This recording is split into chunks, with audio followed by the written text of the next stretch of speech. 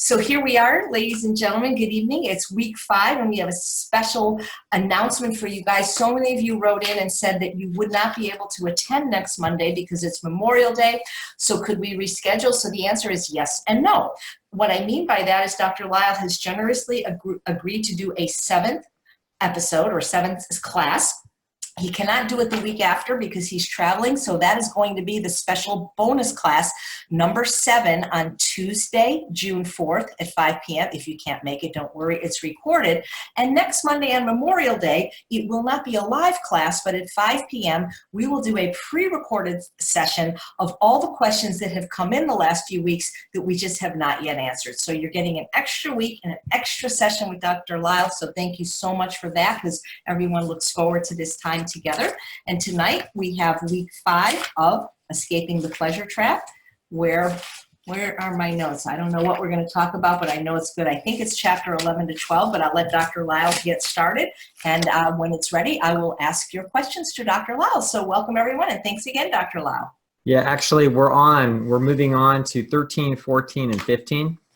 And so what this is going to be about is chapter 13 is Heartbreak Hotel, and then 14 is The Myths of Moderation, and then 15 is I think it's called Fasting. Fasting can save your life. So this is once again to sort of start with the wide angle lens and what makes this health book somewhat different than other health books is that we are not specifically necessarily talking about diet. We're talking about the difficulty of once you even know the right direction to go, why it's so difficult to go there. And this is something that other books, as great as they are and as learned as they are and helpful, they don't address, or only a few do. And we don't just have a few ideas, we actually have a comprehensive view of the nature of motivation. So it's not as simple as good foods taste good because they cause more dopamine. No, this is this is actually introducing you to a revolution of understanding of the nature of motivation. And so I would be tempted to say human motivation, but that's not what the revolution is. The revolution is actually of all motivation. So this is and what motivation is, it's the causes of behavior. And the ultimate causes of behavior are rooted deeply in biology, specifically, obviously, the biology of animals. And so what the pleasure trap is it's actually a story. It's a viewpoint. In other words, it's an all-encompassing viewpoint of the nature of motivation. And from within that, we analyze a particular problem. And we could have analyzed many different problems. We could have talked about marriages. We could have talked about child raising. We could have talked about dealing with difficult people. We could talk about money issues and when your desires to retire. We could have talked about the conflict between wanting to be adventurous versus safe. Should we stick around with our relatives that we don't like that much, or move to Florida and just have a new life with new people? In other words, there's all kinds of things that we could have analyzed from this perspective, and the answers to many of those questions would be different coming from this perspective than would be coming from any other generalized viewpoint in psychology. So this is the application of really a new and deep revolution in thought as it applies to a specific problem. And it was the reason why it got applied to this problem is because I've known Alan Goldhammer since we were 8. And so Alan was facing this problem in his practice in his early 20s. And he kept telling me, there's a problem, there's a problem, there's a problem, there's a problem. As he would introduce people to these ideas, he would turn them, direct their attention to books by John McDougall or Herbert Shelton. And he was trying to educate people and move people in a good direction. He would have some success, but he would have a lot of failure and frustration. And so it was that problem that eventually culminated in him recruiting me and saying, "You're the psychologist, you figure it out." And when I turned my attention to the problem, by the time I did, I had a great deal of understanding of this new revolution in thought. So last time I spoke about an alternative view that is very simplistic, but appears deep and appears very compassionate, and it may be, but it actually is harmful ultimately to people's self-direction and self-determination, which is what we're going to call trauma theory. And it's the notion that the reason why people are self-destructive is because they've had traumatic things happen to them in the past. This is a mistake.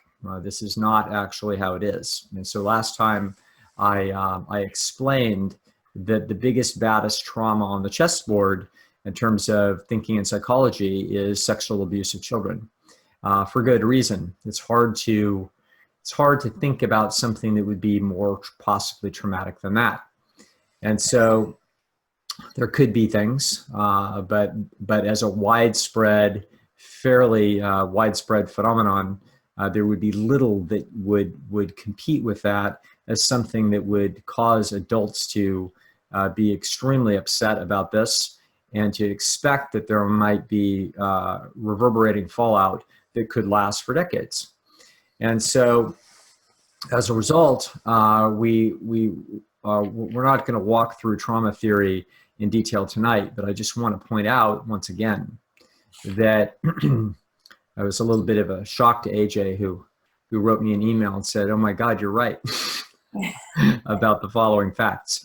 I explained that the vast majority of such abuse is the victims are females, and so if it were true that such traumatic events would result in people becoming overweight 20 or 30 years later, then it should be the case that females should be more overweight than males.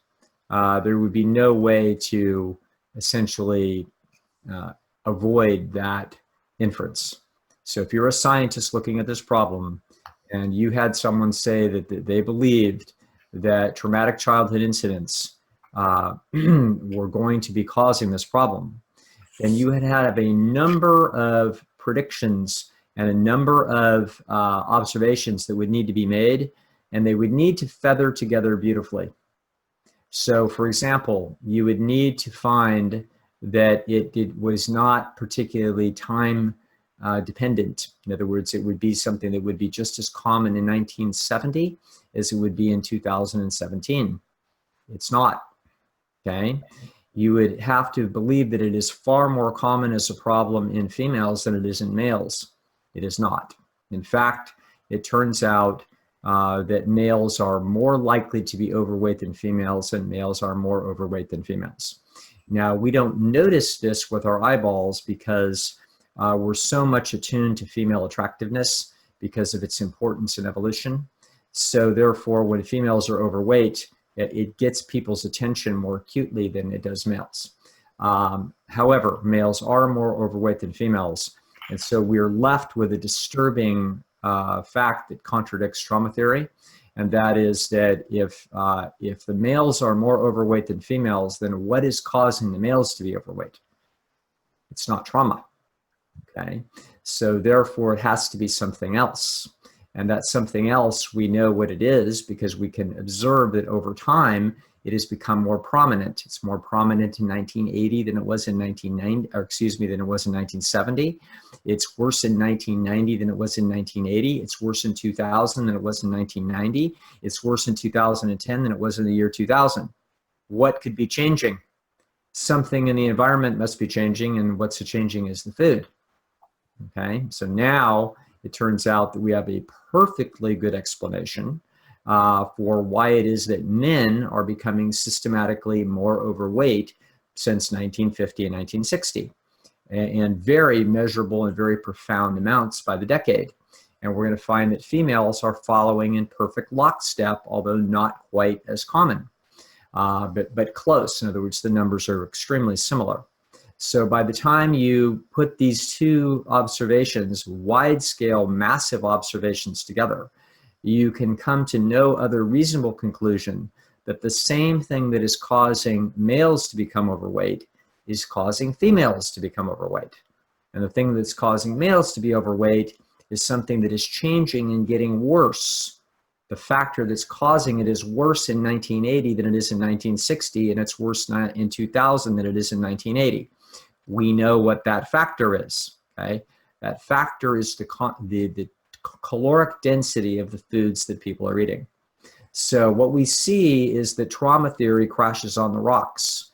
However, it's very seductive, and that is because it answers a deeply puzzling question as to why it is that I might want to do so much better, but I'm not doing very well. How come I'm continually having my will weakened? And why is it that I do these self-destructive things? That can be extremely puzzling for people. That is why we wrote a 240-page book on the topic, okay?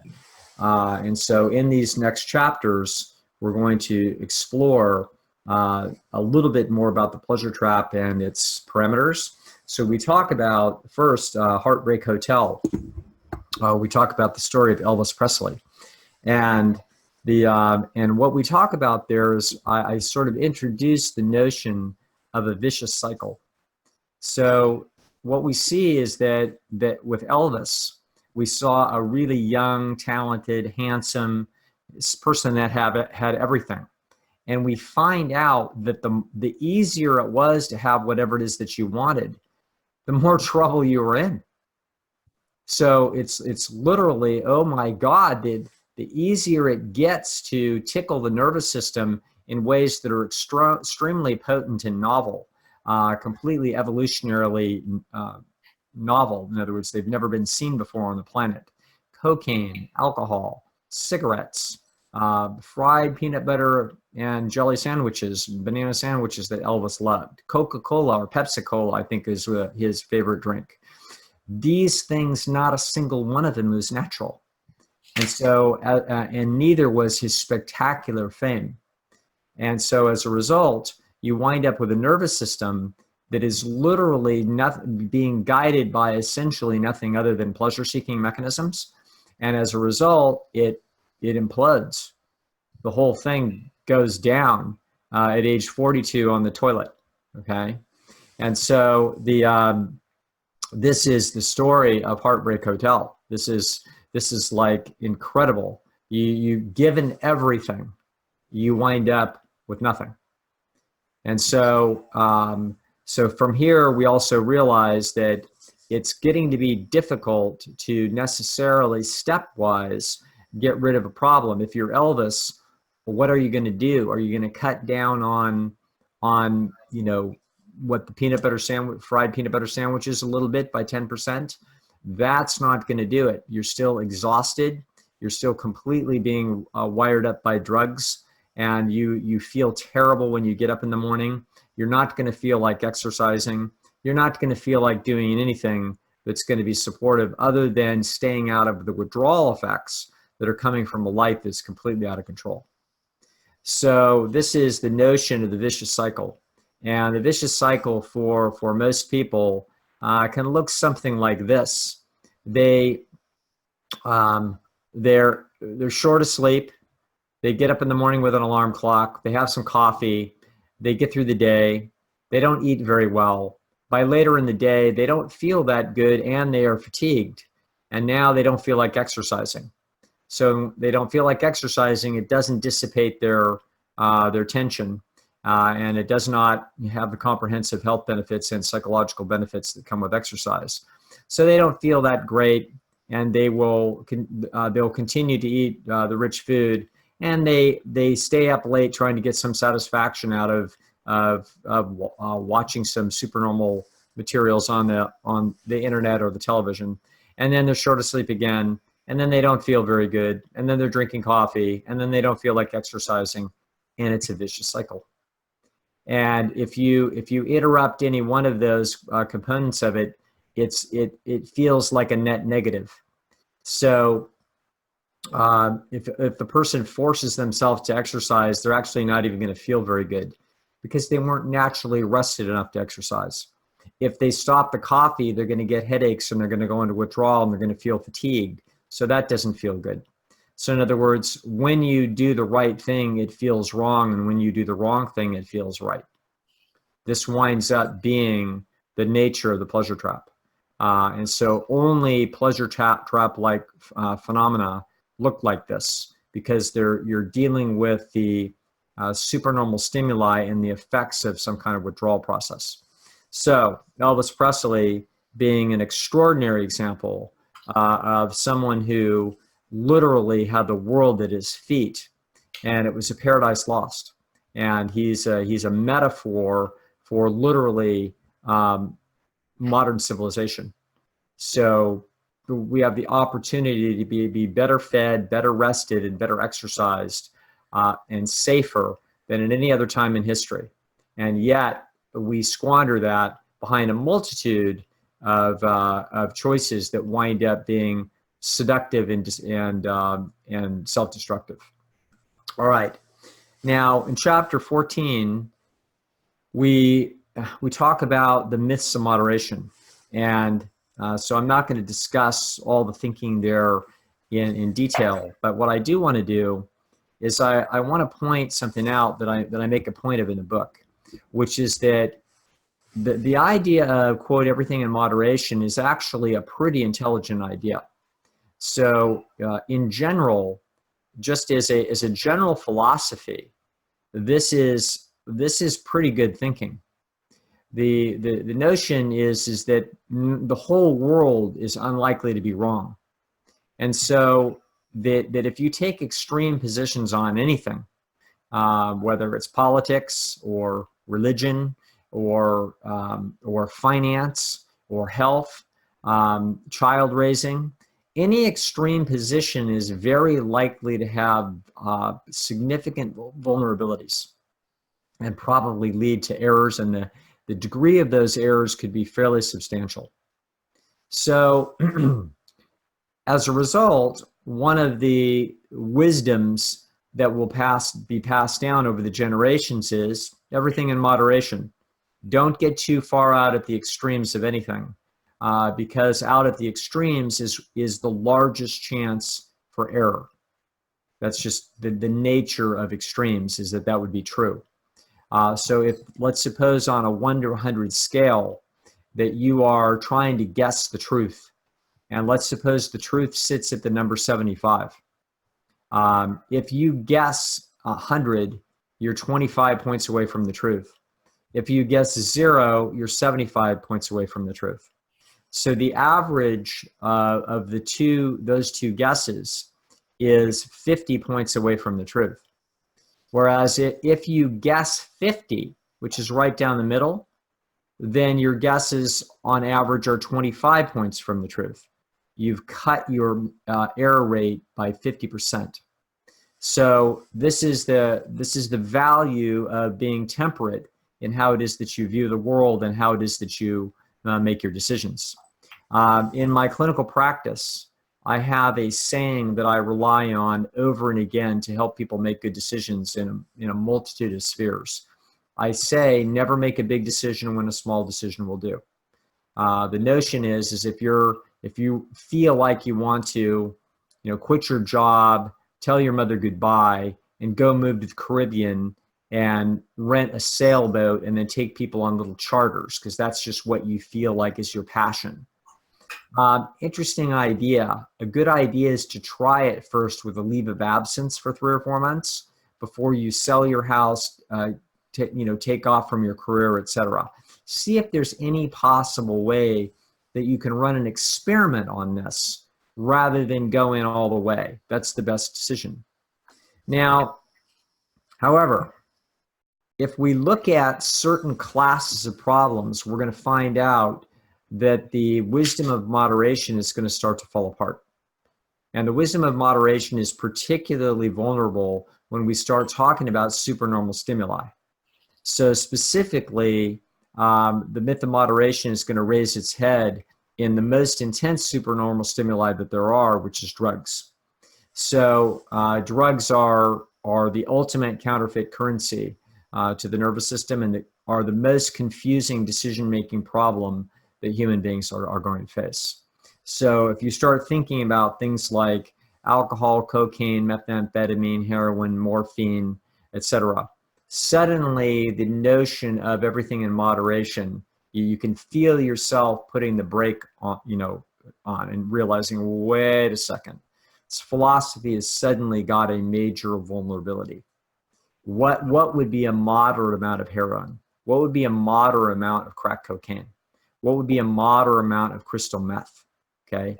The answer is you shouldn't do any of those things. That's just flat out crazy. Now, if we don't talk about crack, what about just a line of cocaine now and then? Well, a lot of people have done a lot of lines of cocaine. And the trouble is that sometimes the supernormal nature of those stimuli is so intoxicating for the individual that they become addicted and they never leave that addiction, and it swallows up their life. Okay, now, is that true for everybody? No, it's not. So I've never done anything like these things for the interesting reason that Alan's my friend and we were not invited. So no, I was never put in that position because we weren't cool enough. All right. However, I wouldn't have done it anyway. And the reason is I was afraid that I might like it. And if I might like it, then I might be in a trap. And I could smell that trap very early. The cigarettes would be another thing. Like, what's a moderate amount of cigarettes? And you can intelligently discuss the cost benefit of these experiences. And I have friends of mine who are so inherently open to experience that they would not have gone through this life without trying cocaine, which to me is just an amazing characteristic to be that open. They are obviously not average people. They are far on the tail end of the bell curve when it comes to openness. So they're willing to do something incredible, which is to put a totally unnatural substance in themselves that would disturb their neurochemistry to the point that they would have experiences that you're never supposed to have. So I have too much respect personally for the design of the organism and the design of the mind to want to mess with that kind of dynamite. But people do, and many of them get away with it, and no particular harm being done. But they did take risks. Another example of a moderation problem would be alcohol. So alcohol in 19 out of 20 cases can be used moderately, but 1 in 20 cases the person cannot use it moderately. It's not possible. They are genetically built to be highly susceptible to alcohol. And as a result, if they even begin to try it, they will soon become an alcoholic. Okay, now, so we can say, oh, that's one of those interesting problems. What would you tell your teenager? Is this a reasonable thing? Is it reasonable to have a beer? Well, I would tell my teenager, it's not necessarily reasonable to have a beer. Okay, we don't know enough about your genetic structure to know whether or not, if you start trying beer, whether or not you're going to turn into an alcoholic and that you'll be an alcoholic by your 18th birthday. I think I've said this before, that my very first client that I ever had told me that she knew she was an alcoholic from the first beer she drank in high school. Wow. And I was with her then about 4 years later, and she was in deep trouble as an undergraduate. As a result of a titanic struggle with alcoholism that was derailing her whole life. So what's the right answer? Well, this is where you're going to see the hand of some underlying philosophy that Alan and I have. We are slightly different. In other words, I'm more open to the idea that I can understand why people would take their chances and nobody would know what the consequences are. They can be estimated, but they aren't known. Alan is more hardcore. So the chapter, The Myths of Moderation, was, you can feel his hand pushing me a little bit towards towards a sanctimonious position there. And it's maybe 20% a little more sanctimonious than is my personal feeling. I'm pretty sanctimonious anyway. but I respect the fact I've met so many people and talked to so many people intimately about their lives and their dreams, that I know that there's people that are just naturally really open. And so they want to try things. They've done mushrooms on Farmer Bert's, back 40, and they've been all wasted all weekend, and they just thought it was just this incredible experience. It's like, okay, I can't talk you out of it, but no, I will never join you. But I'm not going to look down my nose at it. I'm just going to be kind of amazed at our individual differences and how it is that we would rate those risks. So the myths of moderation, though, essentially says careful, because the diet is very similar to having drug-like effects, and it's not natural, and therefore it can reel somebody in and essentially cause huge negative consequences for their lives over something that seems relatively innocuous, that everybody else in the world thinks is completely reasonable. And yet, when we look a little more closely with a little more critical eye, it's not necessarily reasonable at all. So remember that the vast majority of people in the United States will cost themselves several years of life and a huge amount, usually, of debility. In other words, often people are going to spend 20 years. They may survive till 78, but from 58 to 78, they're in pretty bad shape. So the price is high for the indulgences that are involved here. And the myth of moderation is the notion that they're being completely reasonable. Now, they're being completely reasonable to me from the standpoint of human freedom. In other words, do whatever you want. Take whatever chances that you want. I have no moral objection to an adult taking some drug that people would, that is illegal. That doesn't bother me. I'm open enough to human nature and its freedom to say, hey, that's your problem. That's not my problem. And that's a risk that you're taking, and I think it's incredible. But hey, that's from my perspective. The same thing is true about food. Whenever I hear any of my friends say we should ban this food or ban that food because it's so destructive, I think no, that's not the right answer. The only legitimate answer from my standpoint is education, and so that people become aware of the actual cost benefit that they are facing. And so the myths of moderation is the notion that everything in moderation is not wisdom. It's a limited philosophical position that has value with respect to specific domains. But when it comes to the domain of your health and your diet, or your health and drug use, the myth of moderation it's a myth. I have a good friend of mine, wonderful lady, that came to us 2 or 3 years ago, and she was in the high 200s for her weight. And so she drank our carrot juice Kool-Aid, whatever you want to call it. And she began doing everything beautifully. And she did a spectacular job. And so over the next year or two, she would lose weight all the way down into the 150s. And this was great victory, and she was on her way. Then certain things happened in her life. She had a lot of duties that she had to do, and she had a lot of work that needed to be done. She got distracted. And when she got distracted, she started to veer off course. And when she veered off course, she got into some trouble. Now, she still, she didn't roll all the way back to where she started.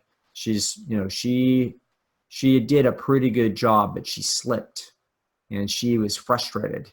And she could tell us that the pleasure trap was getting her into trouble. Even moderate slips were enough for her to suddenly be on ice. and suddenly have a hard time keeping your footing. The one of the most important messages that we have, and it isn't applicable to everyone, but it's an important message to know, and that is that human beings are designed by nature for a specific group of foods. And they're not just designed to eat those foods, they're designed to love those foods. And if you don't love those foods, it's because you've adulterated the palate. And the problem is, once you've adulterated the palate and you don't love those foods, now you're in a constant fight of cognitive dissonance, trying to wage war in your own mind about your health against what seems to be your best interest for your own life satisfaction.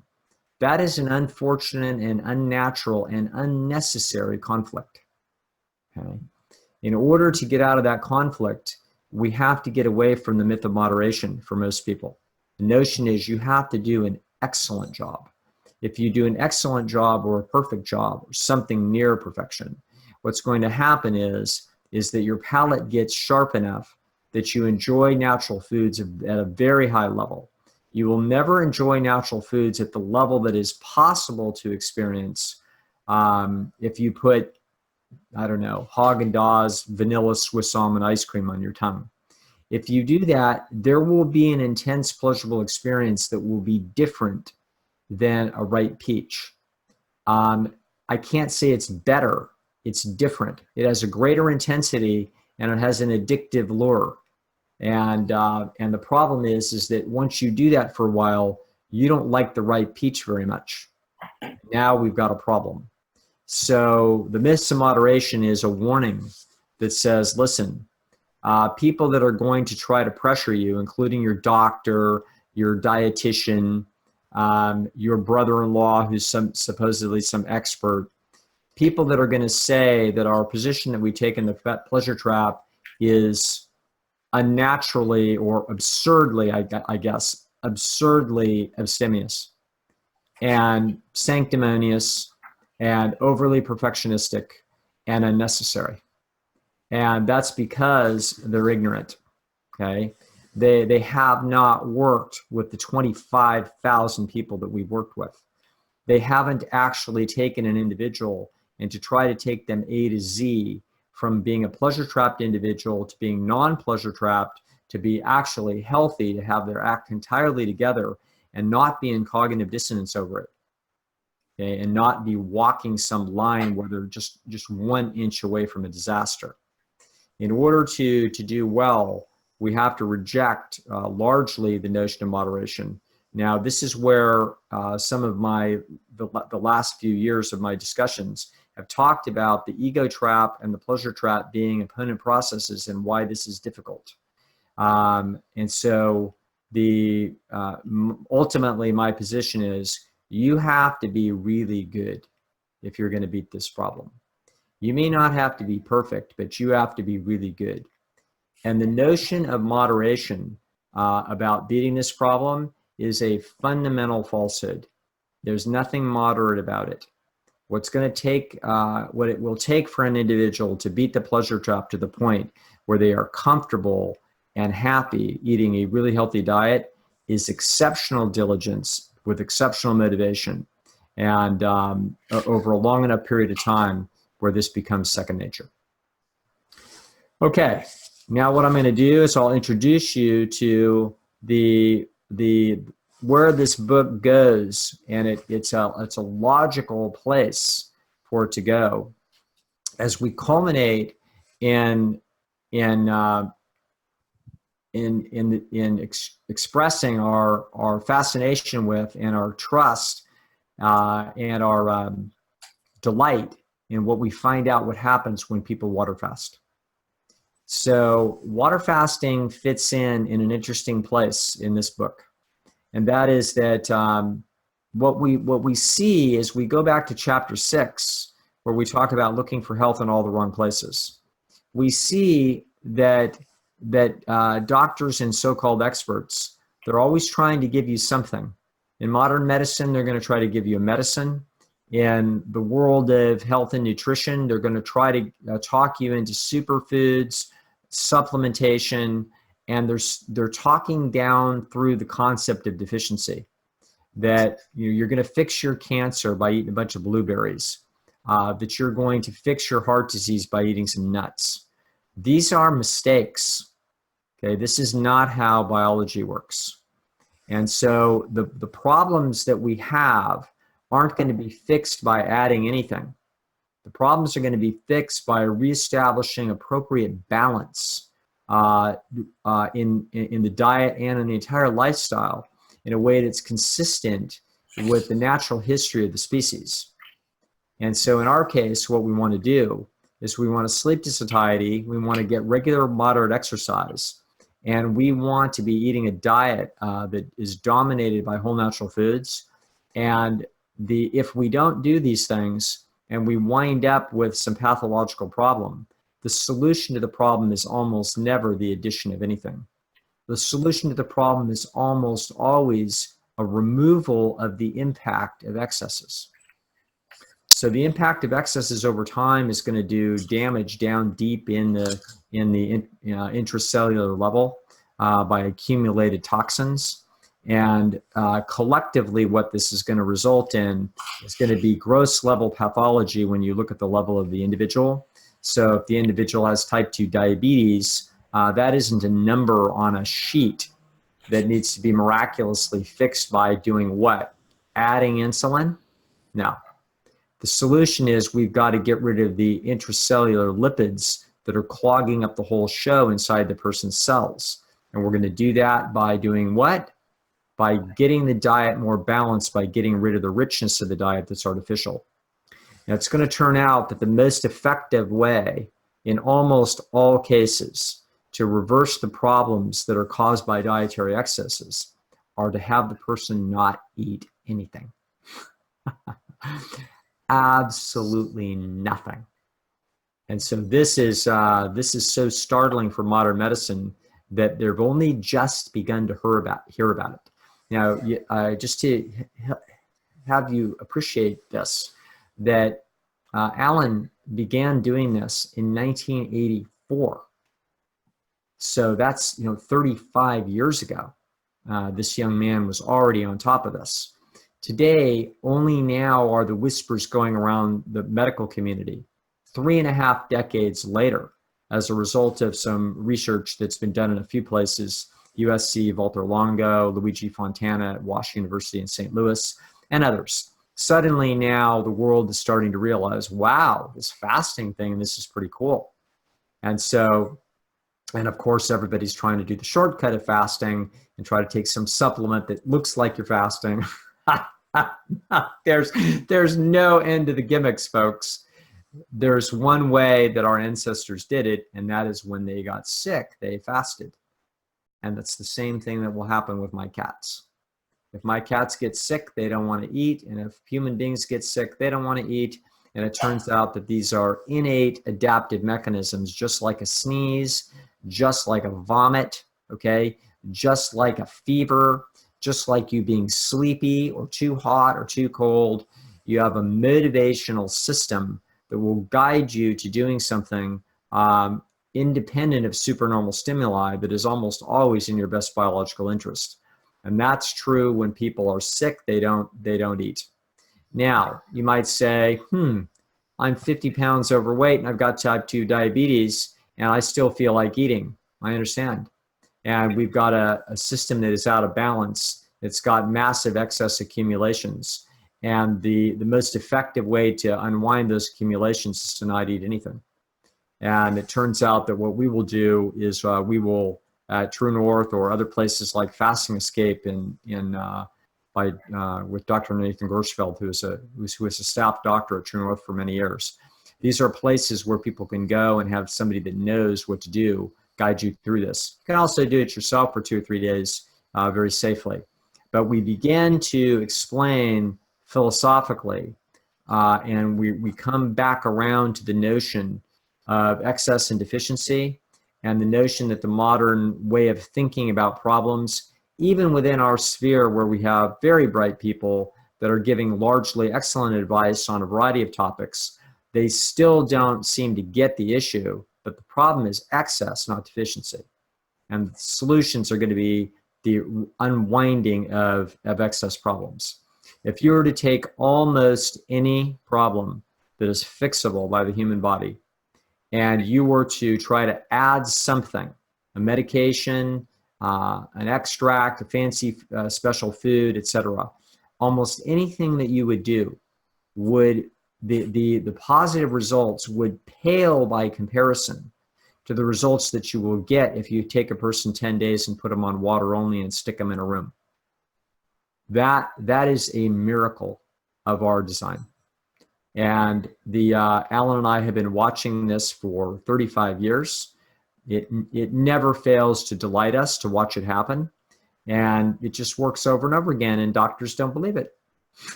Well, they will. You know, we're publishing now. We have publications in major medical journals now. It's starting. And for the rest of Alan's life, he's dedicating a great deal of his time and energy to publishing more and more and more. He wants to just rub everybody's nose in it. And he doesn't want this discovery to die with us. And it won't. So this, the pleasure trap was our first major statement, and we wanted to make it big. So this was an exclamation point that comes at the end of the book, where we talk about the story of Henry Tanner and how he accidentally discovered fasting back in the 1870s, and how it is that if you actually look back in history and look to scripture, you'll find that many people in the Bible were said to have fasted for 40 days. And it seems fantastical, like a lot of things, like Methuselah living to 900 or whatever. But guess what? We fast people 40 days all the time. And we get fantastic reversals of conditions that could never be reversed by modern medicine, just by allowing the system to essentially unwind the accumulations of excesses. So that's why whenever there's a question that Alan and I have faced, I wish I had one of these little counters when I was a kid. My dad gave me this little red thing and it had 3 buttons on it for hundreds and tens and ones, and you could click, and I used to go around counting things. Just a goofy little kid. I've lost that thing. I love that little thing. But I wish I had a little counter of every time people asked either one of us a question within my hearing about, what about this? Should I take this? Should I take that? What about this deficiency? What about that deficiency? It's be click, click, click, click, click. Okay? Be thousands of questions. And how many times have we had anybody saying, well, should I be getting rid of this? Should I be getting rid of that? Not too many of the questions about that. Everybody's far more interested in what they should be getting. Normal, reasonable, consistent with human natural history. But, and it's very easy to be exploited. The fact that human beings are inherently very worried about deficiency, and they're not worried about excesses. You should be much more worried about excesses, and you should be, and you should know that if you're in trouble or someone close to you is in trouble, and you want a way to unwind potentially something that is fixable by the body, but you're having a sluggish response and medicines aren't working and you're scared, you should talk to somebody that's experienced in fasting. So the doctors at True North are experienced. Nathan Gershfeld is experienced. There's a few other people out there in the world that we know that are friends of ours. This is extraordinary, and it's useful for you to know that it's extraordinary. This is no snake oil we're selling. The notion here is that the human body has capacity to heal. Nobody would dispute this. But this is the next step in the logic that is ignored. If it has the capacity to heal, the capacity to heal is variable depending upon the conditions when it's trying to heal. So if you are trying to heal, but we have you in a room where the temperature is 118 degrees, it's going to be hard for the body to heal because a tremendous amount of its energy is being directed to temperature regulation, and you're in trouble. If you're trying to heal and we have you out in the middle of Alaska with a thin parka, and it's 14 degrees, it's going to be very difficult to heal. It's going to turn out that the environment that the system finds itself in is extremely important when it comes to how well it can heal. Modern medicine doesn't understand that the biochemical environment of what's happening to the body in terms of digestion and elimination is an extraordinarily important feature of the environment for healing. And it turns out that the most effective way to heal almost everything is to put the person in an environment of complete rest with pure water. That takes so much pressure off the eliminative organs, and it makes it possible for the latent talent of the body to be beautifully directed towards the healing process. And so this is why we see A1Cs drop faster than anybody else will ever see.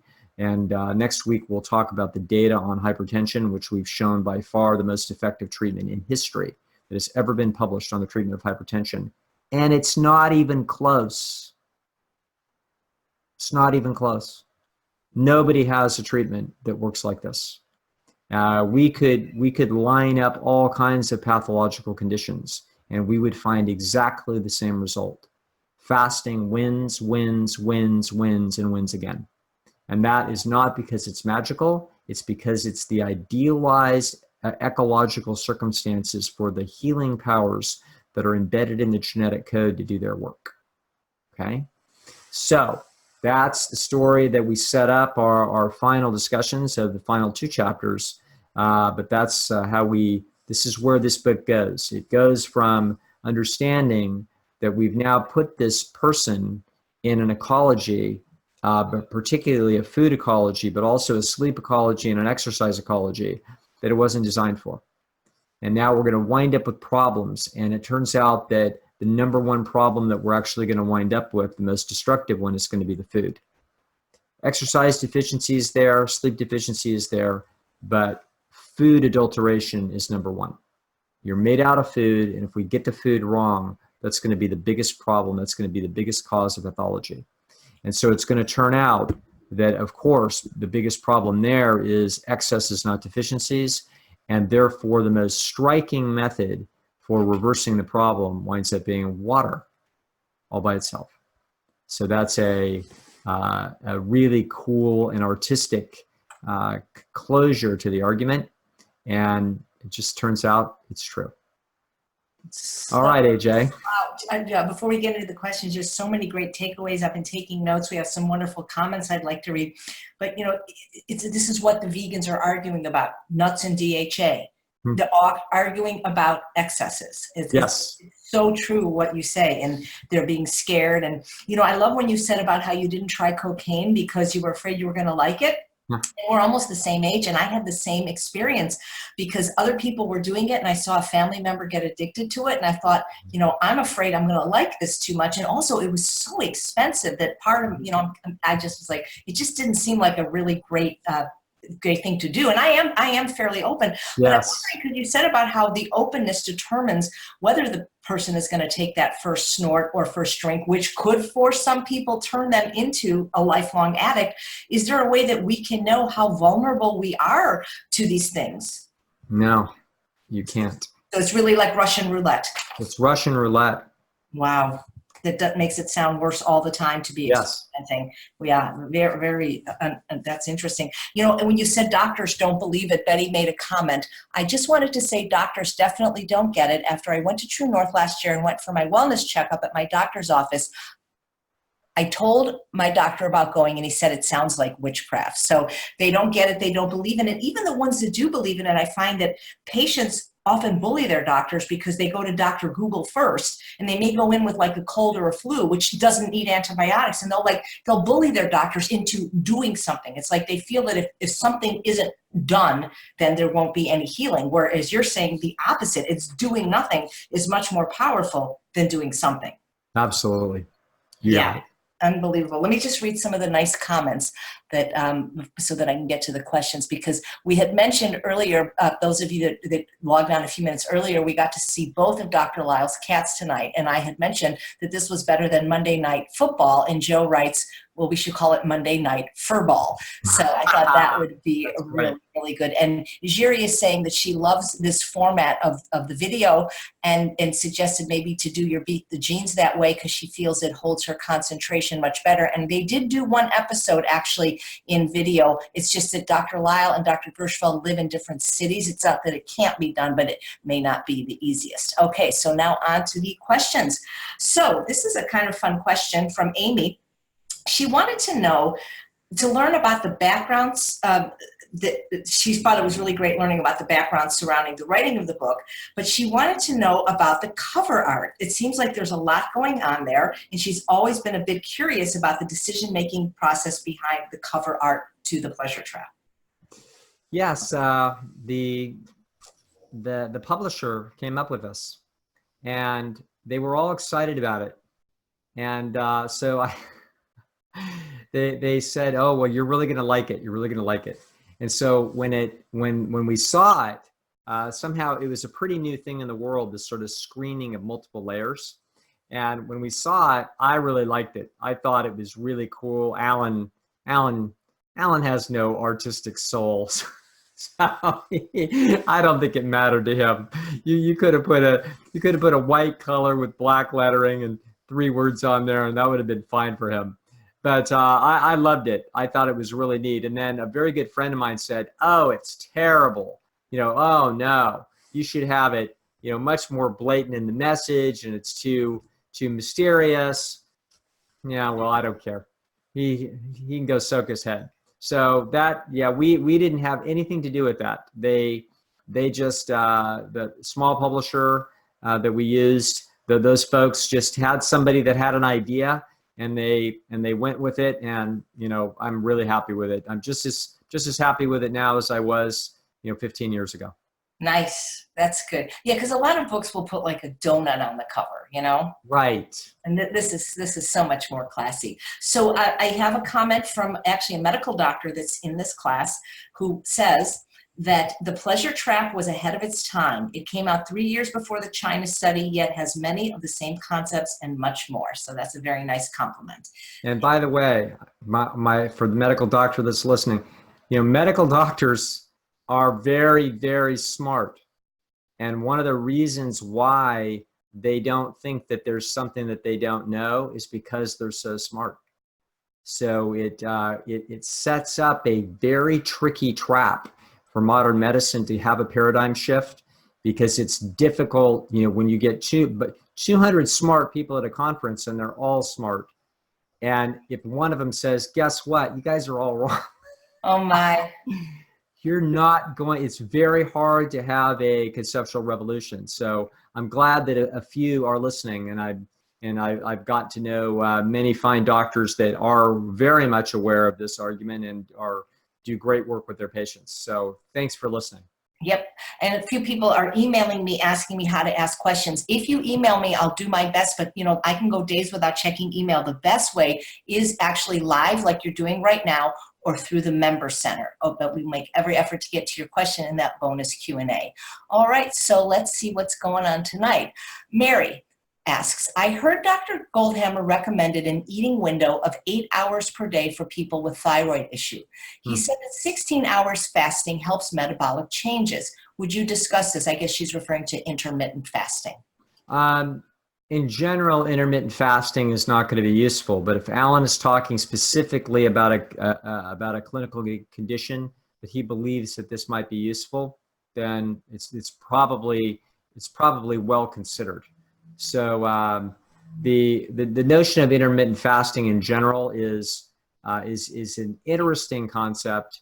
I don't at this moment in history, there isn't any data that supports its use. I think that the main value for the people that I work with is that it is a mechanical rule that helps a lot of people get past the conditioned cram. So this is to me the greatest value of intermittent fasting can be the fact that you draw the line and you don't wind up then with the conditioned cram circuit that is so common for my healthy eating vegan friends, between 7 p.m. and midnight. So, but the notion of this rest for the metabolic system, et cetera, I don't think that the average person without some interesting condition like Alan's referring to would likely see any benefit at all. But you might see a behavioral management benefit. Interestingly enough, it's typically not the case. So often when people try to cram in a narrower window, they will then wind up starting to cram food to try to meet the deadline. So I don't actually want people pressured. What you'll hear from me are the things that aren't completely,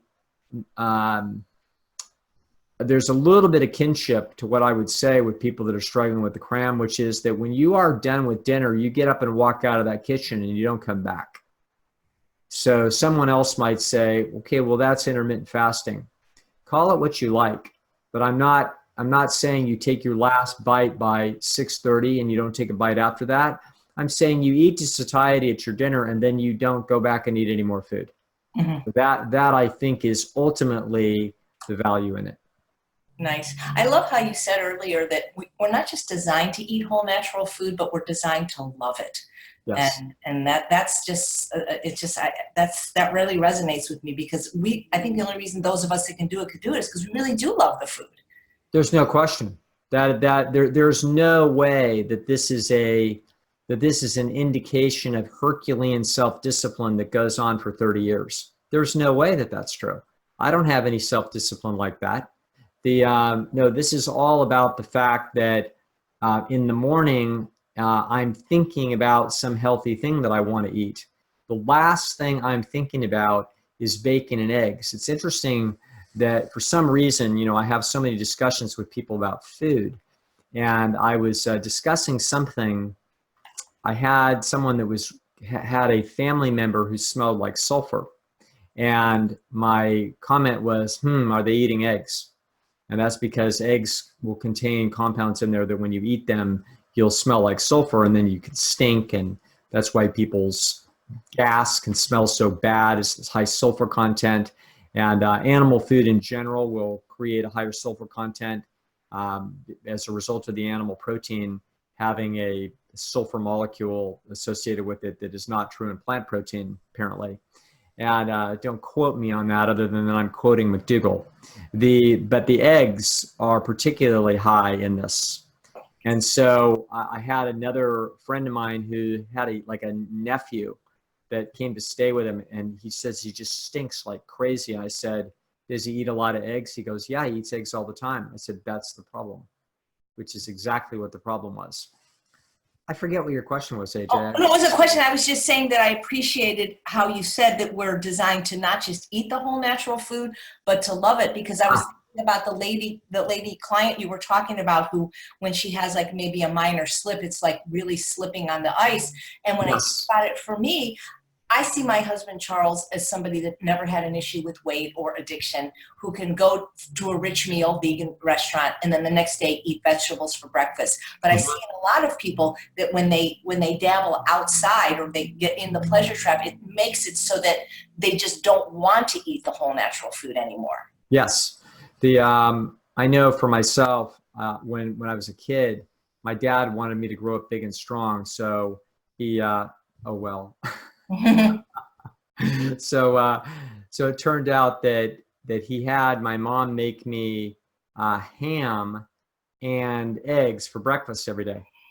Now, little did we know that, at age 13, I would have an appendicitis, and I was chronically constipated all through my youth. That ended immediately the day that Alan had me eat something decent. And so anyway, it's interesting. I was just thinking about that ham and eggs. I hadn't thought about those ham and eggs breakfasts. We had like blue plates that had like flowers on the blue plates. They were plastic. I can remember now back, 40 years.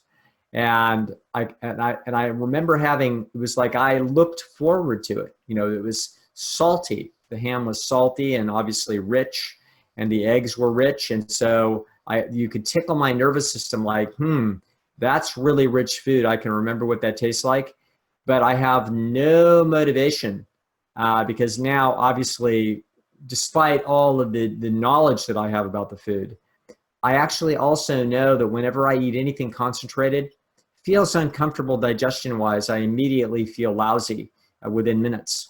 And I just feel like, that was a mistake. And so that's why I would never eat anything like that. So it's not, and when I eat healthy food that tastes good, everything is in just beautiful, benign, symbiosis, just the way it should be.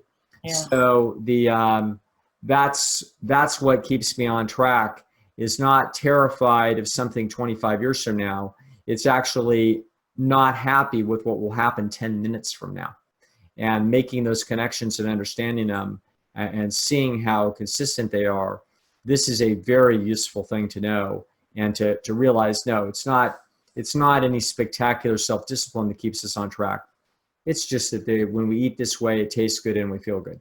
Yeah, it seems like for some of the people that just have not yet been successful, what they just need is more time. Yes. Yes. So Andrea says, as many do, I love your laugh and your sense of humor. He looks like Alan Alda when he laughs. It's so cute when he throws his head back. Okay, so AA says, I am obese and terrified of the amount of loose skin that will be hanging when I lose weight. I believe that this is interfering with keeping the weight off. Any psychiatric advice to help overcome this? I understand. And this is a common fear. A lot of women that if they lose a lot of weight, not only on their bodies but in their faces, they're going to see wrinkles there that weren't there when they were more, since when they had more fat in their face. So I understand that these are concerns, and they are trade-offs that people need to analyze and look at this. I would say, and sometimes depending upon who the individual is and what their resources are and what transpires in the process, they may need to have a surgery at some point. And so these are things that you may face, and not always. So you never know. I've talked to skin docs, and it's a crapshoot. Like, you never know what's going to happen. Right. You have to wait till you get there. Yep. And then sometimes if you do get there, if you lose 150 pounds and there's a lot of skin that doesn't reelasticize in some way, then sometimes you do need to face a surgical procedure or more than one. And usually you need to wait quite a while to make sure that this was not a temporary victory. And so, yeah, there can be a period where you have to stare at this problem and walk around it for a while. But this is an individual journey. And if a person has a lot of weight to lose, I would say, well, let's go ahead and start with the first 25 pounds and let's see what it feels like. Well, let's see what it looks like. And this is an example of why let's no reason to make a big decision when a small decision will do. We're going to go ahead and do the right thing for a while and see what transpires. And we can just walk our way into the problem in a nice, reasonable pace, and we can learn about it as we go. Right. I have loose skin and wrinkles, and I prefer it to be when I was fat. I mean, and the people I've worked with, the same thing. Because like you say, if it really bothers us, we can have surgery, Sure. But as long as I keep clothes on, it's not too bad. So Rob wants to know, do you have thoughts about the health benefits of CBD oil? I would say that I don't know hardly anything about it. I think that both Alan and I roll our eyes at this. I don't think, I think essentially CBD oil is going to have the same kind of effects that all kinds of pharmaceuticals might have. And you think of it as its own unique pharmaceutical. So if you were to tell me, do you have thoughts about Xanax? And my thoughts about Xanax are, dangerous, bad news, highly addictive. However, if you've just had some incredibly traumatic event and you can't sleep for 3 days, okay, I would, if I were a doctor, I would dole you out 4 Xanax pills and tell you to take one every few hours, and that's it. That's the last that you're going to get. That's different than saying, is this a good thing for this person to take indefinitely? And I would say, no, that's a terrible idea. And so CBD oil is going to have, effects. And I've had people that have used it for a night or two to sleep or to get rid of some pain, and it was like miraculous. But then pretty soon it wasn't miraculous. So in other words, if there's a impact on the nervous system, which is usually the impact that we're looking for, not some other, it's not helping your pancreas, for God's sakes. This is going to be something that's going to have a neurological impact. It's going to change how it is that you feel. It's going to change your pain. It's going to help you go to sleep. It's not going to be improving your health in some comprehensive way. It's going to be ducking around some unpleasant symptom. And so the question is it more effective and less toxic than some other medicinal alternative? And the answer with these things is generally no. However, there's people that will swear up and down that when they started to use marijuana, when they had their cancer, to help them eat or reduce nausea, and it was better than any medication than anybody gave them. At which point my attitude is, okay, you're asking me a different question, and that is there a pharmaceutical utility to whatever it is? And my answer is there obviously could be. There's a pharmaceutical, there's a utility to all kinds of modern medicine's tricks that can help us around problems. And we may want help around those problems, but that's different than saying there's health benefits. Okay, that's a different concept. Okay, so I have someone close to me now that is dying. It's not a very close family member, but it's pretty close. And they're in a lot of pain.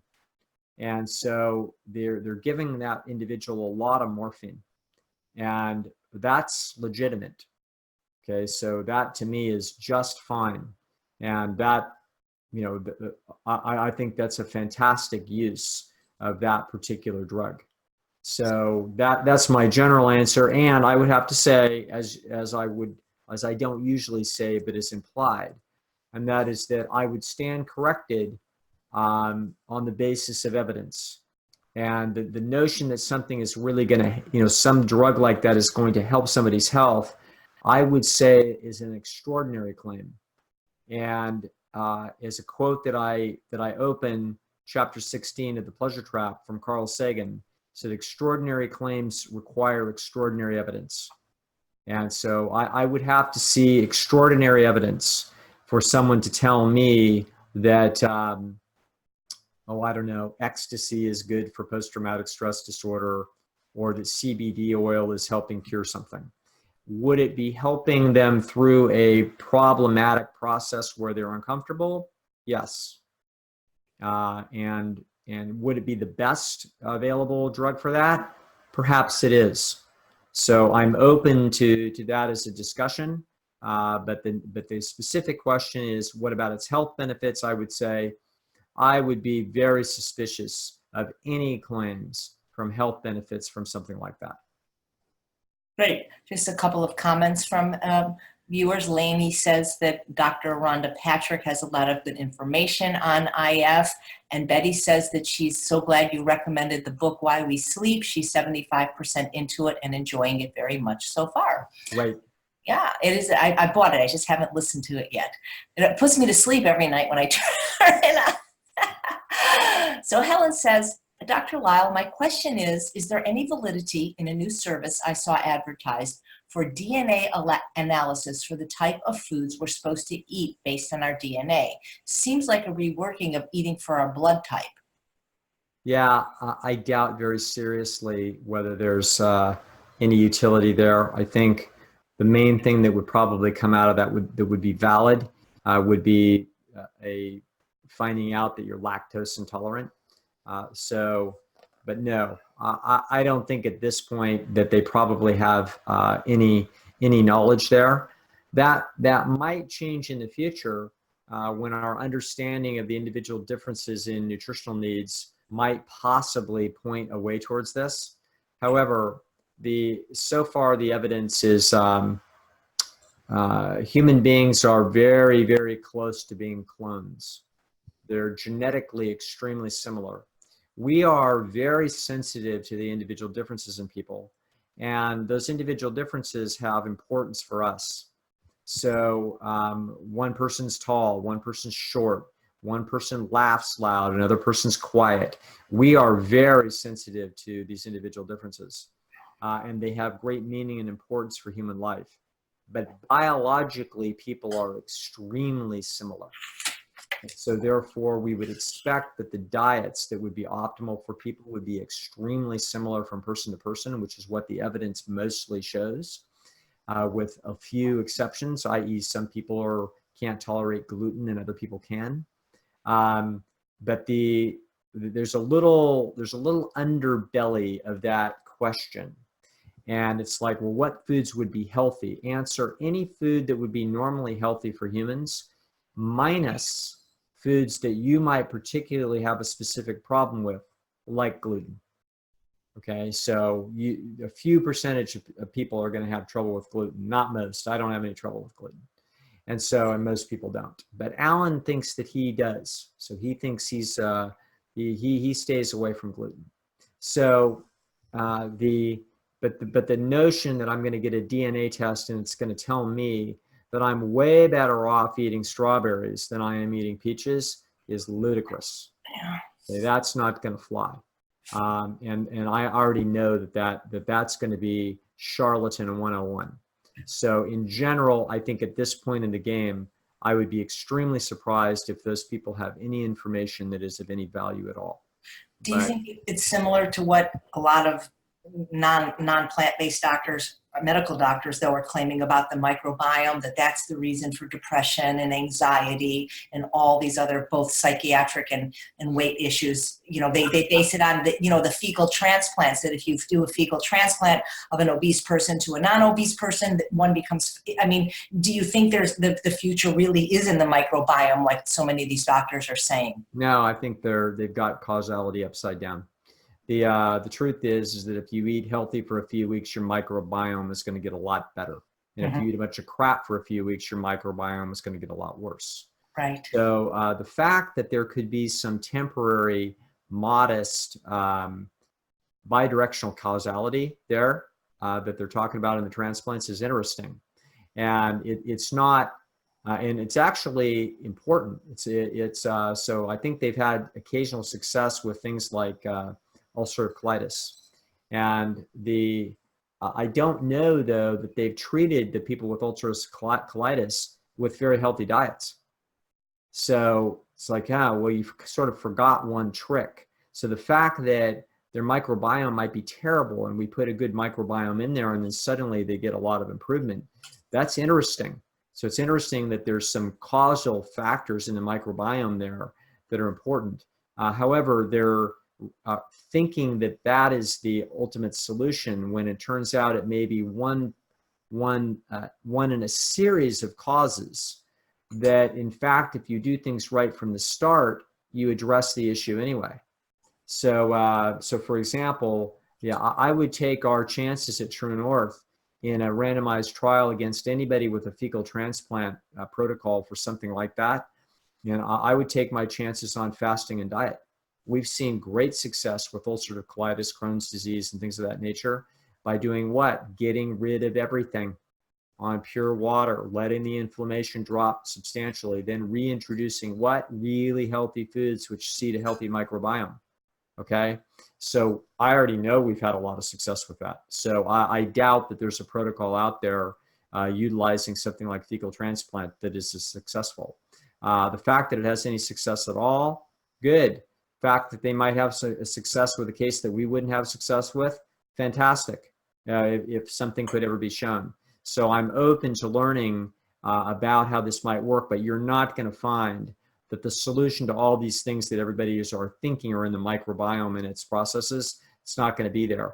Remember, the microbiome is responsive to what the food environment that you put into the digestive system. So of course, it's not surprising that it's correlated with an awful lot of things. But remember, an awful lot of things are happening before it ever gets to the microbiome. So yeah, I think that's, once again, as McDougall would say, it's the food. It's the food. It's not the microbiome. The microbiome is a result. The health of the microbiome is a result of the healthiness of the food. So you're not going to be able to, transplant healthy microbiome in somebody's gut and then have them eat a bunch of crap and have them be healthy. Never going to happen. However, if you have people eat a bunch of healthy food, you can cause the microbiome to get a lot healthier very quickly. So that's how I would look at that. And the bidirectional causality in those studies, though, is notable and interesting, and it will be interesting into the future as we learn about its limits and its possibilities. Well, it's like you always say, looking for health in all the wrong places, because, eating the right food, getting enough sleep, getting a little exercise, that's just not fancy enough. Right. Not fancy enough. It's not magical, and you have to earn it, and you have to earn it with decision after decision in the teeth of the pleasure trap. Yeah. So that's what makes it difficult, but it doesn't make it any less potent. You actually have to do something. We have a nice comment from Rithvik. Thank you so much, Dr. Lisle, for your tremendous wisdom and knowledge in fighting the good fight. You are incredible, and I've learned so much from you. And he's a college student taking this course, so it's wonderful. We have such a cross-section of interesting people from all over the globe. Okay, so we have a question from Sue that I saw here. Let me find it again because it moves quickly. The sample daily menu on page 210 doesn't include legumes like beans or nuts. Could these fit into the sample? Oh, yeah, they could fit into the sample. We just came up, we didn't ignore those for some reason. We just put a sample up there. I can't remember where we came up with that sample. That was something that Alan came up with. So whenever it gets into the food details, this is Alan's fault. Okay. It's mine. Right. Yeah. Perfect. Thank you. Okay. So, Dr. Lisle, there's a lot of questions on fasting, and I want to be able to clear this feed. So if you don't mind, since a lot of them intersect, I've also written them down. I'll read them all. And so, for example, somebody wanted to know if there's any fasting centers near or in Texas. There's not. It's just True North in Santa Rosa, Dr. Nathan Gershfeld in Yorba Linda, Frank Sabatino in Florida, and I forget the gentleman's name in Puerto Rico. I believe that's it. I think there is somebody in Texas. A guy. Oh, there is somebody in Texas. Right. Oh, there's Casey Ewan in Columbus too, so that's another one. Yes. There's still maybe somebody in Texas by the name of Ralph Sinkay. Okay, great. Nque, I believe. And I think he's somewhere. I have no idea where he is, but he's an older gentleman now, and I think he's still operating. Okay. Perfect. So here's a few of the questions I'm going to read at once.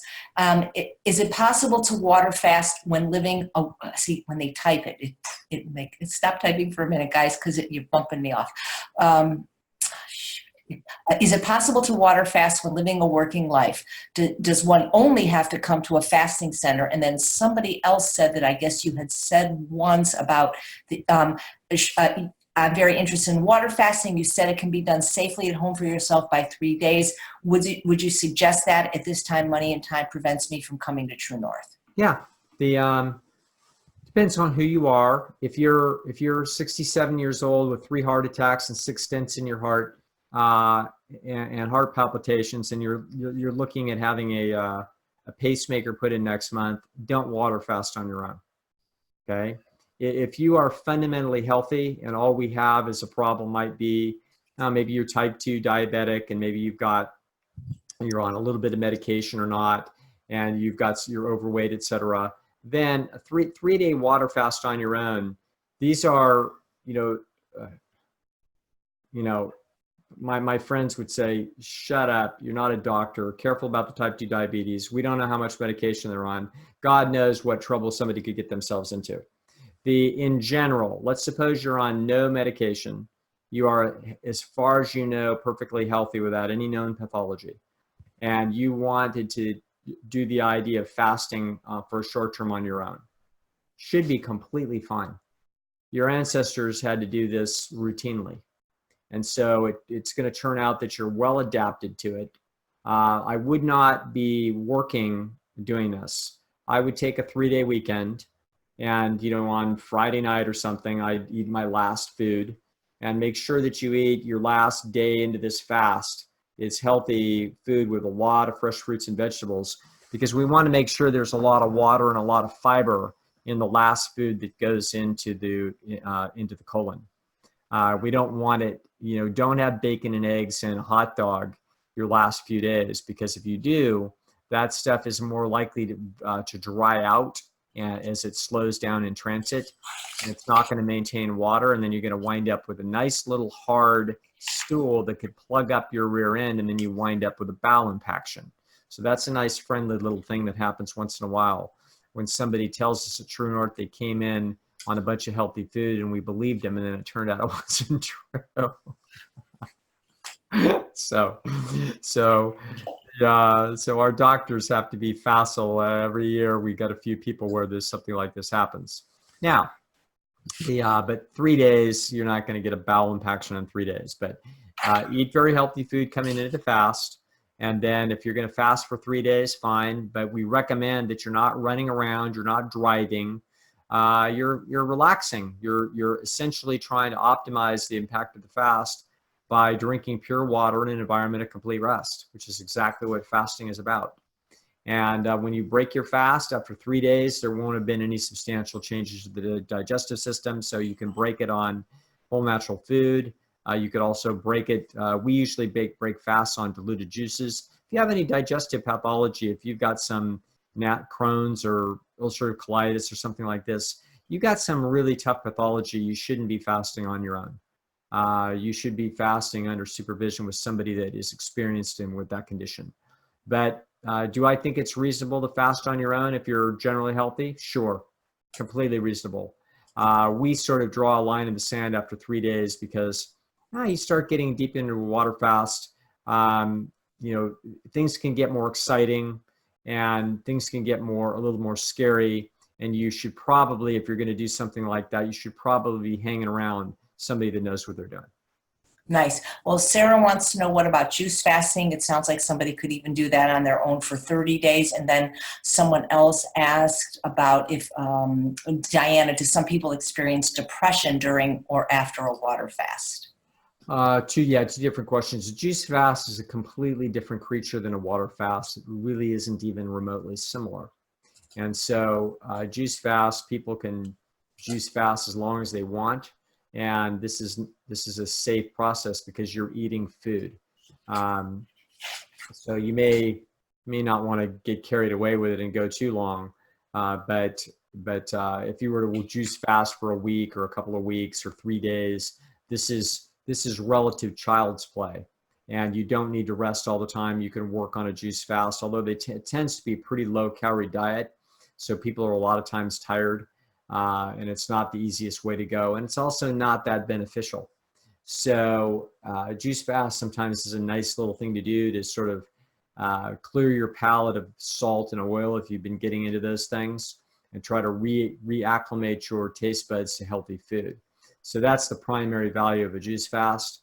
It's not the same process as a water fast. You do not get the same kind of profound detoxification that you get on a water fast. It's just not the same thing. It's literally the difference between football and ping pong. It's just two completely different things. And the fact that we use the same word to describe them, it's like calling them both sports. And it's like, yeah, they're sports, but they're completely different. So water fasting and juice fasting are not similar at all. So juice fasting is like, hey, have at it.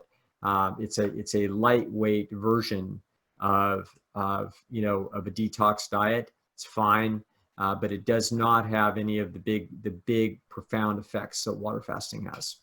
Right. The other question is, would people get depressed or something? No, I don't think so. I don't think that there's any surprising psychological outcomes from water fasting. The most typical outcome is people feeling relief and feeling clean and wanting to really eat clean, and essentially feeling a degree of being reborn, and usually very optimistic and really feel really good. We've had actually data collected on this subject, and people are very generally upbeat and excited post water fasting about life because they just feel an awful lot better.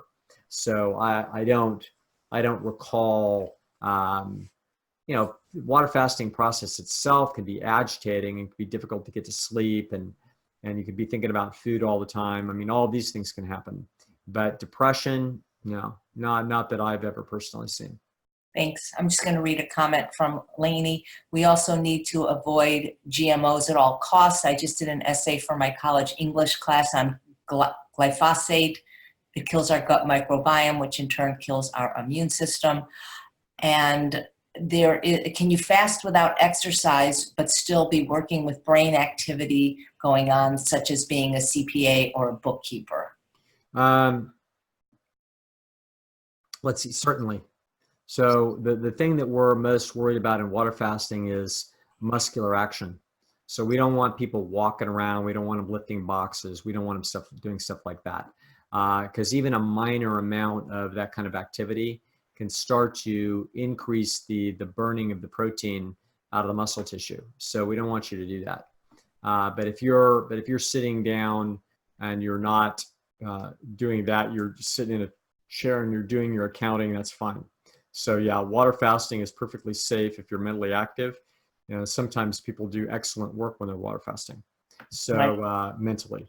So in fact, I did some. The last time I water fasted was about 3 years ago, and about 2 or 3 days into the water fast, I suddenly came up with a major insight that will be a key point of the book that I'm writing. So it just came out of the blue. And nice. Alan, of course, was taking credit because he does that a lot, doesn't he, when anyone has a good outcome? That's just him. Yeah. Sandy asks, hi, I gather doctors suggest we eat most part of their food to be vegetables. Can we eat fruit and raw vegetables together? Sure. And I think that the most part of the calories of your food should probably be wet starches, vegetables per se. So by volume, you may eat a tremendous amount of vegetables, but by calories, probably most of your calories are going to be coming from starches. Mine certainly do. Same here. But yeah, there's no problem with combining foods in a way that they were making noise in the 1930s and 40s about food combining. No, don't worry about it. So Alan and I just yesterday, what did we eat? I can't remember. We ate some big dinner, and then afterwards we ate a bunch of watermelon. So that in the old days would have been theoretically taboo, but there's nothing wrong with it at all. Right. Helen says, any comments on dry skin brushing for alleviating loose skin forming during the weight loss period? Oh, no, I wouldn't know anything about that. Sorry about that. Just you're operating outside my knowledge base. Yeah. Okay.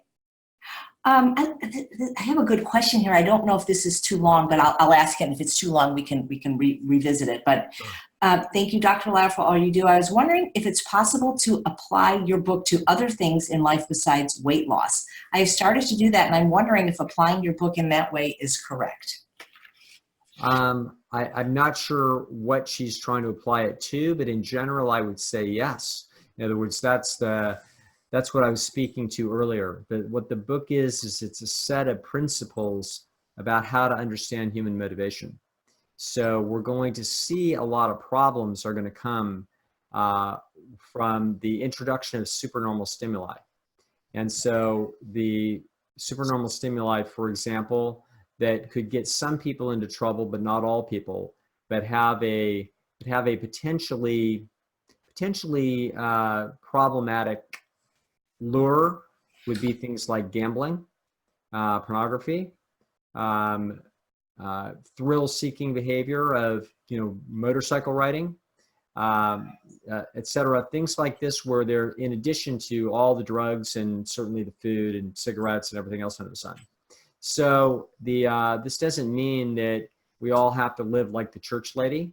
We don't, but it means that we wouldn't be surprised if problems would come up with individuals in that area, and that the solution would likely to be abstinence or near abstinence in a lot of cases. And so that would be the application of the thinking of the pleasure trap to and another application that sort of sits on top of that very same prescription is the notion of the Stone Age. So the pleasure trap is argued from the notion that your body was designed in the Stone Age, and so was your mind. So we may think of this such thing as a modern mind where we know what Chanel number 5 is and we know what a bicycle is. And we think that's the modern mind, but that's not the modern mind. Those are just little facts that you learned. The mechanics of your mind are just as ancient as the mechanics of your body, okay? So the mechanics of your mind means the nature of its motivational system, the things that you target and the things that you want. You might say, yeah, I want a bottle of Chanel number 5, but there's a reason, and the reason is deep in the Stone Age, which is you want to be sexually attractive, okay? In that case, for example.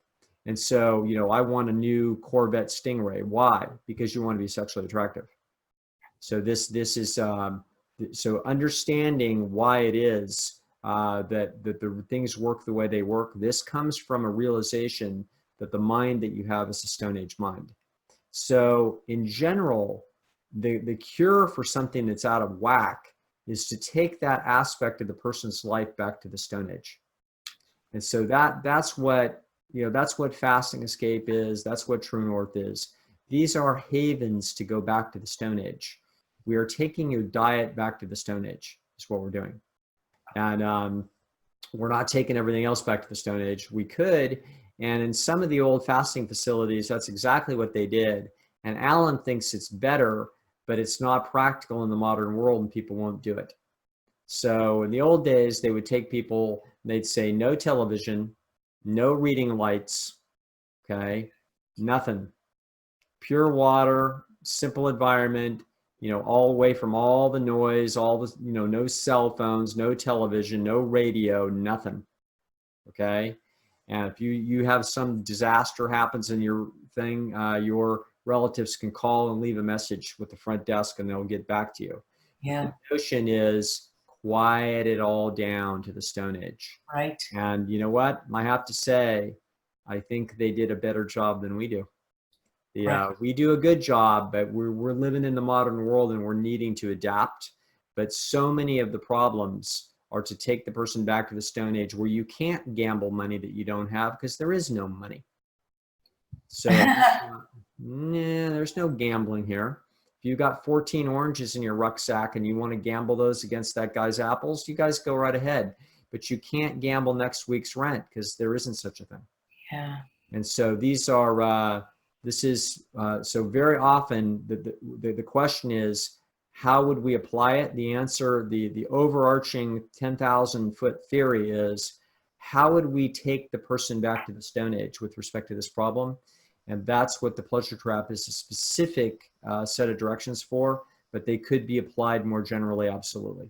Yeah. Before I heard about True North, I went to Optimum Health Institute, and at that time, and this was 16 years ago, there was no television, phones, or newspapers allowed, and it really was great. Yeah.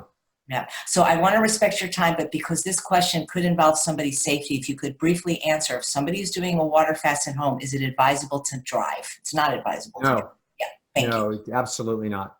Great. Perfect. Well, thank you, Dr. Lisle, and thank you, everyone. Next week, Memorial Day, we will have a class. It will be pre-recorded, and we promise to catch up with all your questions. Thank you so much, Dr. Lisle. A lot of people are saying this has been the best session yet. Oh, it's a pleasure. Thanks for having me, AJ, and thanks everybody for coming. So fun. See you guys next week. Take care, everybody. Have a great week.